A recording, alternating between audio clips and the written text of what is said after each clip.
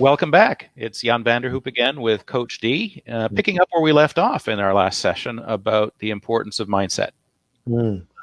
And Darrell, you covered some really fundamental but critical ground last time about, just something as basic as stopping to think about your thinking and notice the stuff that you're allowing to run through your head and being intentional or being at choice around what you're going to believe and what you're not going to believe about what you're telling yourself. And so hopefully everyone here has had a chance to reflect on that over the last few days, maybe work with the questions that we had available at the end of the last session. Where to from here? Let's just assume that folks have had some insight into, how they're labeling the situation they're in and what's possible for them. What's next? Well, what's next is it goes again, and thank you. And I really thoroughly enjoyed that session, and I'm hoping that people will do the assignment, because realistically, you progress in these things when you follow through with the various activities. So, I like Dr. Benjamin Bloom's work, where he talks about the 6 levels of critical thinking, and he says knowledge is the lowest. He said because knowledge is not power, application of knowledge is power. So the highest level in his critical thinking spectrum is judgment and evaluation, how you apply what you've learned. And so what we're talking about, keep that Bloom taxonomy in mind, because application is the only way that this works. The people we've coached over the years, the people we've trained, the success stories have always been people who've come back and said, we did what you said. We thought about what you said. I thought about what you said, actually did it. So let's again, trauma. We talked about that fight or flight. Remember we said, in the first series, we gave a third option, that is fight for your future and flee from that old mindset. So we just want to make sure that we just kind of recap that, because that's an interesting thing to think about. Most people just think fight and flight, but we gave it a new perspective. From that, we want to look at reaction. How do I react to all of this? Like when things happen, because let's be real, Jan, this may not be the last time that we run into a traumatic situation. And what I help want people to understand is the successful people who achieve things in their careers and life are aware of the fact that this could happen. And their response to it determines what's next. What's going to be, what's in the horizon, things like that. So let me share one real quick story. A book I read years ago was a book by a guy named Napoleon Hill. The title of the book was Think and Grow Rich. It was an interesting book because it wasn't necessarily about wealth per se. Right. But what he talked about in the book was what happened during the Great Depression. One of the stories. He said during the Great Depression in the United States, 2 things happened. You had a group of people who kept trying to forge ahead with the old way. Yeah. This is the way we're going to do things. This is the way we're going to accomplish things. Those people all faded away. They lost everything. Their businesses crumbled. Their lives crumbled. The second group were the people that said, we're going to reinvent ourselves. We're going to try some new pathways. We're going to rethink the way we do things. We're going to create synergy with people, and we're going to go down a new pathway. Almost 100% of them not only succeeded, but they thrived. Well, they became the industrial giants of the next era, didn't they? In many cases. Sure did. They sure did. But that was because of how they reacted to it, Jan. Right. Well, but there's a parallel in nature. I mean, we tend to think that nature is stable, and we tend to want things to be the same, that are, the way that was comfortable for us in the past. And the truth is, there's nothing in nature that is a constant. Stability is something that we've made up as something we strive for, but it doesn't exist anywhere in nature. And over the eons, people talk about Darwin and the survival of the fittest. It was never survival of the fittest. It was always survival of the most adaptable species. It's the species that evolve, that adapt, that take stock of what's happening in the environment around them and are able to take advantage of that and capitalize on it, are the ones that thrive. And it's the same today. And it's going to be the same 50 years from now. It's just the reality of the matter is it's just what it is. And what we're trying to do through this, this synergy and what we're doing with, my company, Darrell Andrews Enterprises, yours, Fit First Technology, and Jobtimize, is get people to start seeing things a little differently, to look at life from a different perspective. And it's almost like, to be honest with you, what we're trying to do is help folks become proactive. Mm. Proactive in taking ownership of their lives. Like that story, hey, you had one group that kept pressing ahead, trying to do things, and they lost everything. Yeah. And that's happening right now with this crisis we're dealing with people still waiting and thinking that, maybe that job that I had, it may not come back. What happens if it doesn't come back? So the reaction means a lot. And I want to talk about the reaction from a position of crisis and talk about how people respond in times of crisis. And it's important to understand. I'm just going to take it from a crisis from an Asian philosophy. My mentor taught me this many, many years ago, and where he talked about in Asia, the people there see crisis in particular. Matter of fact, I'll narrow it down even further to Japan. In Japan, people see crisis as one of two things: danger or opportunity. That's it. Danger or opportunity.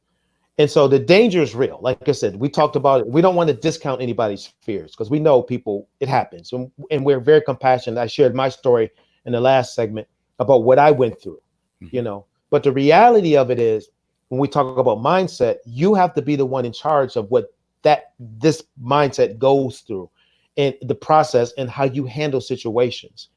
And so for instance, using Japan as an example, when we dropped the bomb in Hiroshima, that could have devastated them forever. Mm-hmm. I mean, they could have basically said, we're done.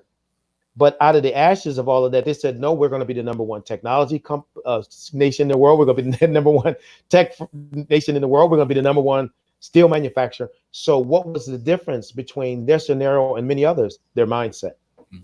They took crisis and turned it opportunity. So what I'm trying to say with reaction from a mindset perspective is people have to be prepared that when times of crisis hit, how are you going to react to it? Right. And so to get your mindset to the point where you are, not to say that there won't be trauma and things won't be difficult, but your ability to rebound and reinvent and rebrand and do all these different things that cause people to continue to succeed is how you embrace it. Okay. And, So make that practical for me. I'm here. I'm aware of my thinking. I know that, my circumstance doesn't have to be my future. Mm-hmm. What are the building blocks that'll get me thinking forward? Right. Well, let's go to the third component. We talked about trauma. We talked about reaction. Now let's talk about expectation. Okay. All right. Because expectation is when it comes, or expectations of when it all comes alive. Right. Let's go back to that scenario during the Great Depression. Mm-hmm. The expectation of the group that continued to forge ahead, that, we're going to forge ahead, things will get better. And they did. So they were just trying to go back to the old. Right. The expectation of the other group was reinvent, rebrand, try some new things. Things the have expectation, changed. Things have changed. It's time to move on. It's time to move on. That is where we talk about building blocks. That is a foundational building block right there. It's what you expect. You know what I mean? If you're expecting things to remain the same and all of that, you're setting yourself up for trauma, re-traumatization. You're going to go back into trauma because what you expected is not going to happen. But if you say, man, and we'll be talking about this in a session going forward, I've developed these skill sets over the years that have value. You know what I mean? Yes, I was the vice president of human resources, but I learned how to train. I learned how to organizational design in theory. I learned how to manage and lead people. Jim Collins' book, From Good to Great, he always talks about how people can go from one company to the other and to make them succeed by the way that they think. And so the expectation is really the foundational build. I need to shift my expectations. What's the new on the horizon? What's the possibilities out there? What are the new opportunities that have emerged? There are right now so many virtual opportunities, virtual jobs, where people have just shifted gears, and some of these places can't even find enough people. They're looking and they're trying. But if I'm still thinking that I have to go back to the old, let me say that this way. One of my mentors, I have so many of them, but one of my mentors is a gentleman by the name of Dr. Miles Monroe. And he says this, and this is a powerful statement. He said, it's a tragedy to be preoccupied with the past at the expense of the future. That is a powerful statement within itself. So we need to start having these expectations. Let me add one more thing to it now. And then, and that is, don't try to go it alone. You need somebody to be accountable to. Okay. So it's not about being able to pick their brain or somebody who knows more than you or anything like that. It's Mhm. strictly somebody who's going to whoop your butt if you haven't done what you say you were going to do. Why do you think? There it is. Okay. Listen. I mentioned athletics. What do coaches do to those athletes? They get up in there, they push them, they encourage them. Why? This is why they see the potential in them. Mm. They're not doing it because they have nothing better to do. Right. They're Right. doing it because they see the potential. So somebody that's you're accountable to, they see the potential in you. And when they see you start to slide back into those old habits, they're gonna say, whoa, whoa, time out, time out. You're doing the same old things. Now listen, Jan, I'm talking to everyone giving advice. I've been through this process myself. Sure. I've had people in my life who've held me accountable, and I still do Yeah. to the goals and dreams I have and the aspirations. Why? Because I'm human.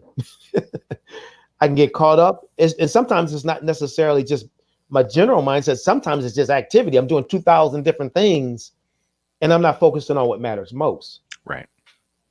And so my thing is with people who are unemployed, what matters most to you is either find the employment or maybe create something, consult, whatever it is you may want to do, but you shouldn't be stagnant or just sedentary. You need to be moving. That old thing, the body in motion tends to stay in motion. So Yeah. let's make it real now for Mhm. many of the folks that are listening in, because Mhm. you the examples that you gave were sort of the HRVP and that sort of thing, and Yep. it's easy to think, well, it's all well and good for them, but that ain't Mhm. me. I'm not Right. that talented at whatever. Mhm. Again, stuff we make up. Yep. Yeah. Yeah. Yeah. So, Mhm. so let's talk for a second. I mean, I don't even know what the number is now. It's something Mhm. north of 46 million people on the Yes. sidelines.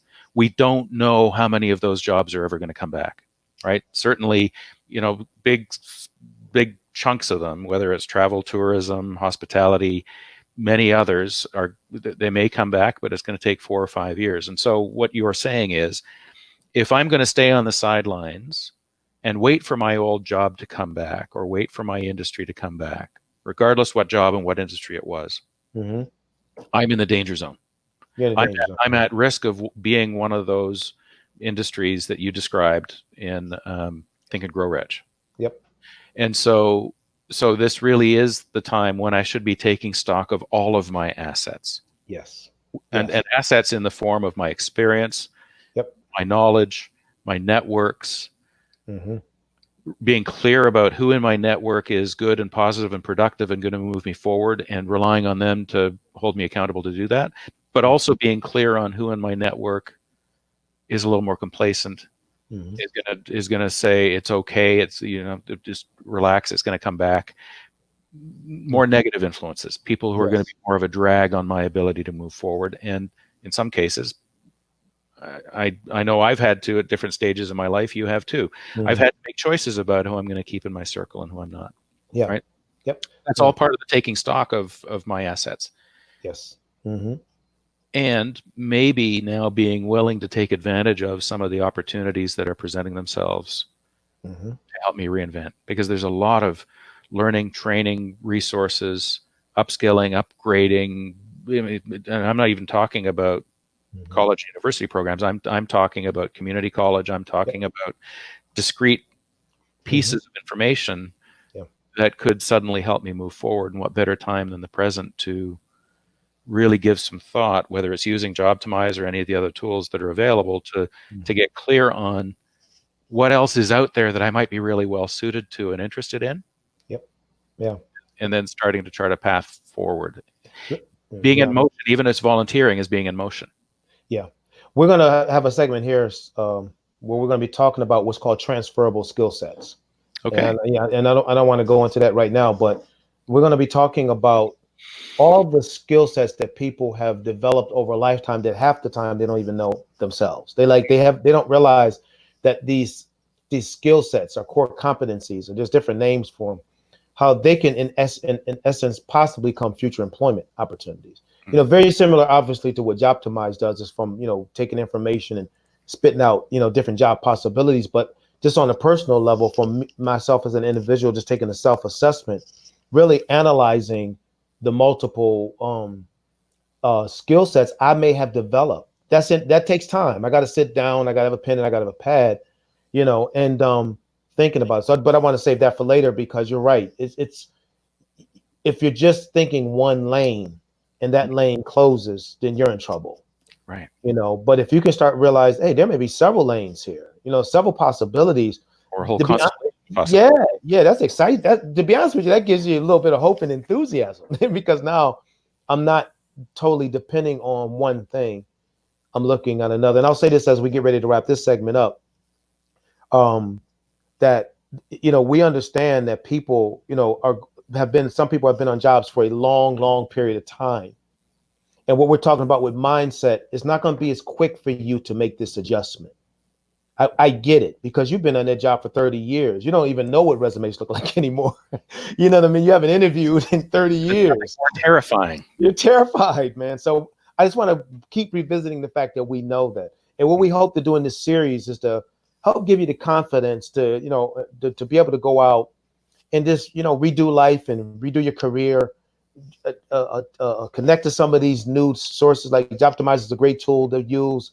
And start to not be so fearful of this world we're living in because you really haven't been in it as far as job searching for years, but to take advantage of the resources, the vast resources that are out here, because there's many positive resources. So, okay. But yes. So once again, Darrell, thank you for the conversation today. We're gonna have a set of resources and questions for people to reflect on between now and next time, and we'll pick it up again. Can I just leave with one quote? I'm a big quote guy. Please. Yeah, it's my little quote. A quote by Henry Ford. And Henry Ford years ago, people just couldn't believe the things that he accomplished, and he could, because I don't think he had much of an education. He's like 8th or 9th grade or something like that. And so he had a lot of people don't know he's really famous for the assembly line. He's known for the Model T, but the assembly line was one of his greatest inventions. He made quite a bit of money off of that. And so he was interviewed by this young man that asked him to share some insights and some wisdom with the world. And he, kind of smiled, looked at the young man, and he said, "Young man, write this down." He said, "It's simple." He said, "If you think you can, or if you think you can't, you're right."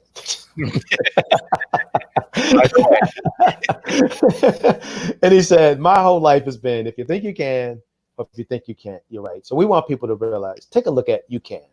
Yeah. And I think that you'll get a better outcome. Fabulous. Thanks. Thank you.